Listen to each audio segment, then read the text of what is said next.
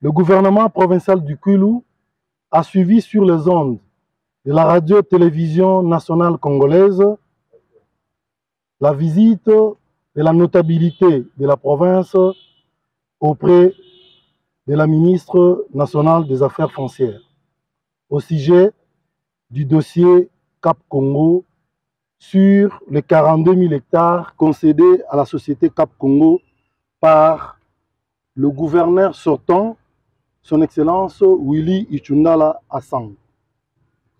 Assurant les affaires courantes et au nom de la continuité de l'État, notre gouvernement a tenu une fois de plus à fixer l'opinion publique en ces termes.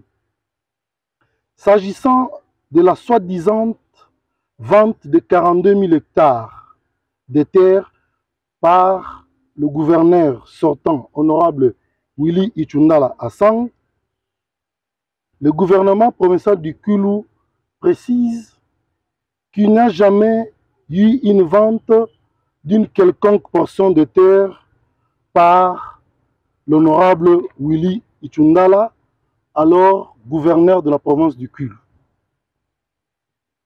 Il s'est agi plutôt de la signature d'un protocole d'accord entre la province du Kwilu et la société Cap Congo, lequel protocole portait sur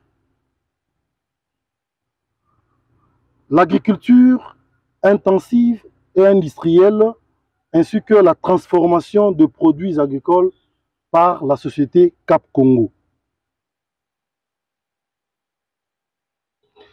À ce stade, la société Cap Congo est en pleine implantation et que le chef de groupement ainsi que le chef de terre de la contrée n'attendent que le paiement de leurs droits coutumiers. Du côté des fermiers, sur la médiation de son Excellence, Monsieur le gouverneur de province Haï, Félicien Kouaï-Mouad, ainsi que de l'honorable Eric Kinzambi, un protocole d'accord a été signé entre la société Cap Congo et le fermier sur l'indemnisation de ces derniers au prorata de l'investissement de chacun d'eux. Exécutant ce protocole d'accord, le gouvernement provincial du Kwilu a constitué une commission ad hoc, laquelle est présidée par l'inspecteur provincial de l'agriculture du Kwilu, qui a reçu mission de procéder au calcul de la valeur vénale de l'investissement de chacun des fermiers sur terrain. Pour ce qui concerne la délocalisation de villages et la dépossession des terres des autochtones, notre gouvernement précise une fois de plus qu'aucun village n'a été délocalisé. Pour ce qui concerne la délocalisation de villages et la dépossession des terres des autochtones, notre gouvernement précise une fois de plus qu'aucun village n'a été délocalisé, qu'aucune terre n'a été dépossédée. D'ailleurs, sur les terrains occupés par la société Cap Congo, il n'y a pas 50 villages.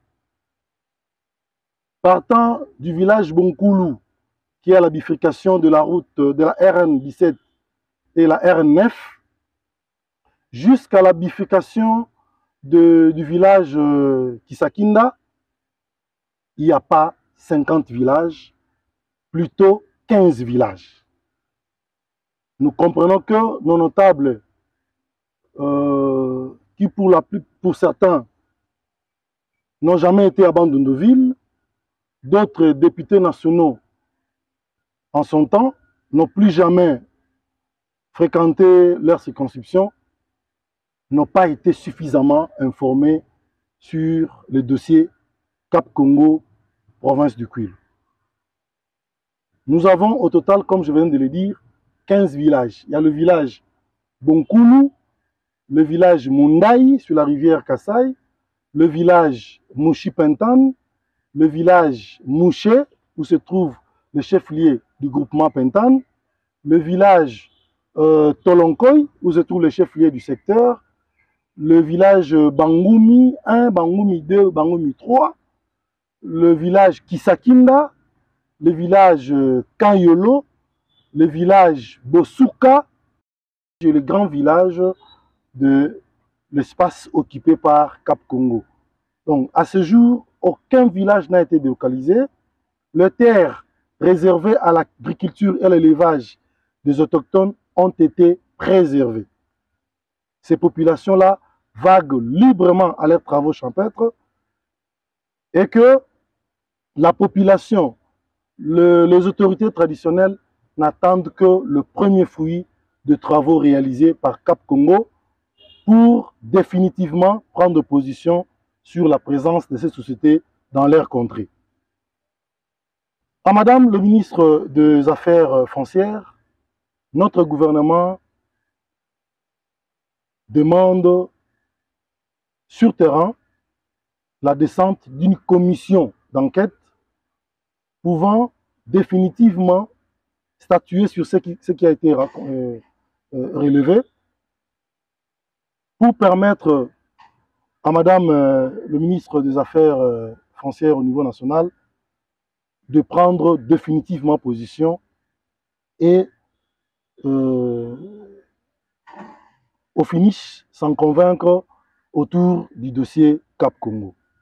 Voilà brièvement la position du gouvernement provincial du Kwilu au sujet du dossier des terres concédées à la société Cap Congo. Je dis et je vous remercie.